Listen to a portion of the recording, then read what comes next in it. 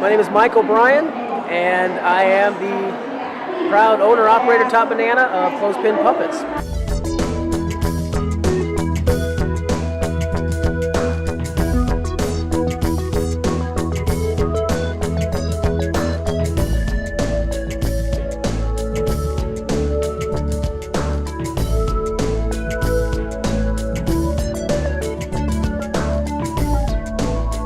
We got started about, I'm going to say four and a half years ago, roughly, and just doing small puppet shows. 1, 2, 3.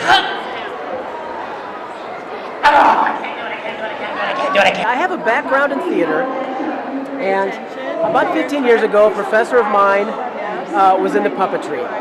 Come to know that this guy was one of the leading historians in puppetry and puppet and live theater in the country. I didn't know this when I started working with him, but I came to find this out. So he had this amazing information, and while I was in grad school, he did a couple of shows with puppets, big stuff. Did a full Shakespeare production with puppets, and that's basically when I got the bug. Myself as an artist, as a theater goer, I like the stuff that's not realistic. You know, I grew up with the Muppets, I grew up with, silent comedy on television and stuff like that. So I like the stuff that's unusual.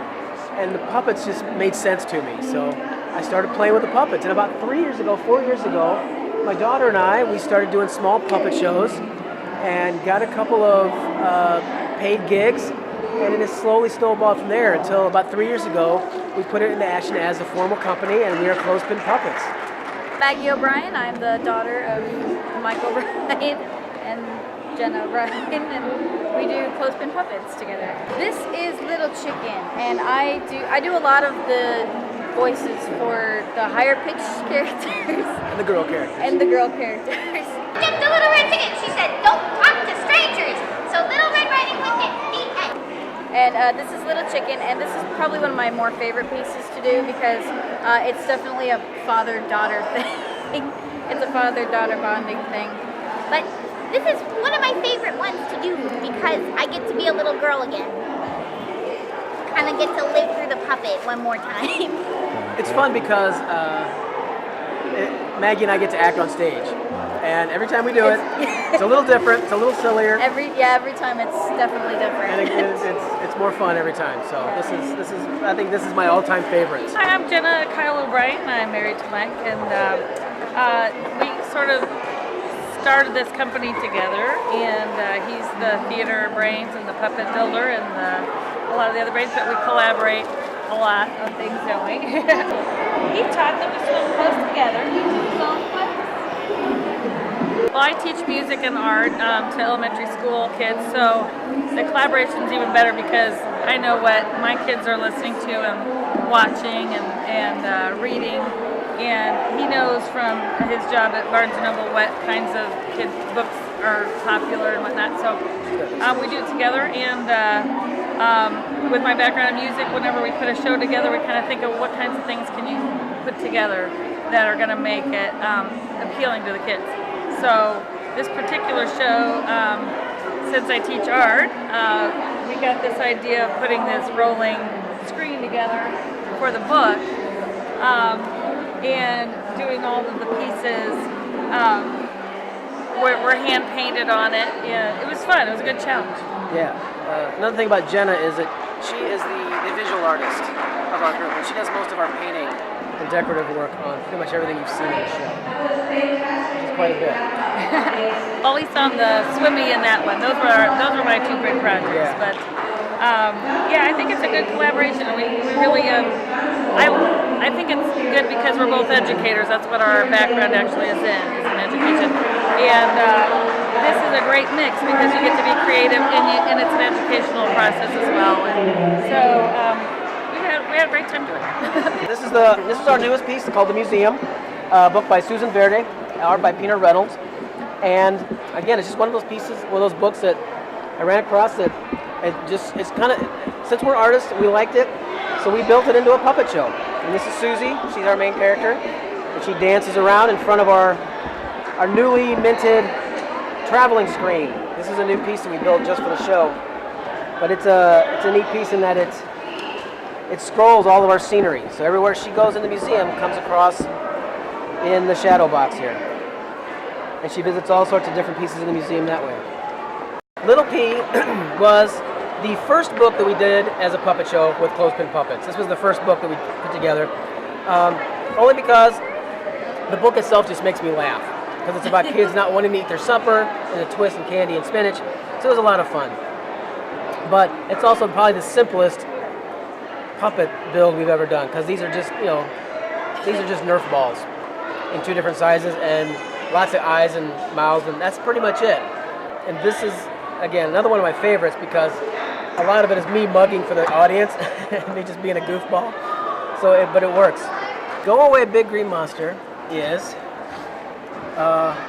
we came up with the idea for the puppets before we found the book. I had worked with another artist, another theater group in Massachusetts, and they had built this kind of detective puppet with just the floating pieces, with the floating eyes and the nose. And it was a great idea because you could make big pieces like this and the face could get nice and big in front of the theater without having, in front of the audience, without having a real cumbersome puppet. So it worked out very nicely. So it was a great idea, but without his script and his show, it didn't make sense. But then I ran across Go Away Big Green Monster because the book is, it describes the pieces of the parts of the monster, the eyes, the nose, the mouth, and then it says, go away this part, go away that part. And I said, oh, it's a perfect idea for this parts piece. So this guy has turned out to be another great audience participation piece because I can get the kids up, they hold the puppet, and depending on the show, it's big or small. But it's this is one of our favorites for the kids because they get to get up and play with it. So we built 3 dust bunnies. Here's 2 of them, Ned, Ed, and Bob. And again, it's just a little bit of an audience participation piece, but it's just, we just had fun building the puppets on this one. So these are more for us than anything else. But we like doing them too. But we also do custom shows, which Maggie was talking about. The Young Authors program that they do every year at a couple of different schools. They send us the winners, the 2 winning scripts, and then we turn them into puppet shows for the kids.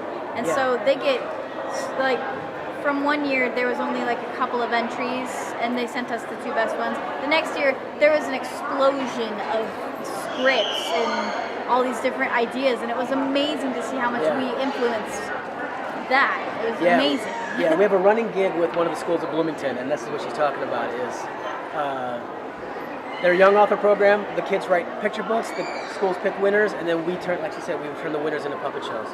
And yeah, this will be the 3rd year doing it, and suddenly the kids are writing books in hopes of being turned into live theater as opposed to just writing books. Yeah. So there's an added level to the ingenuity and the craftiness of what's going on with the kids. It's pretty cool to watch because they were so excited to see their projects turned into life. And like, I get that idea. I get it. It's awesome.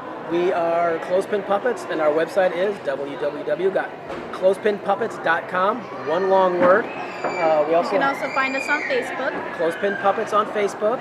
And we also have a small Etsy shop, etsy.com. It's Clothespin Puppets, and we sell a lot of other stuff that we don't perform with and stuff we used to perform with but don't need anymore, stuff like that. So check that out as well. And they all live happily ever after. Yeah.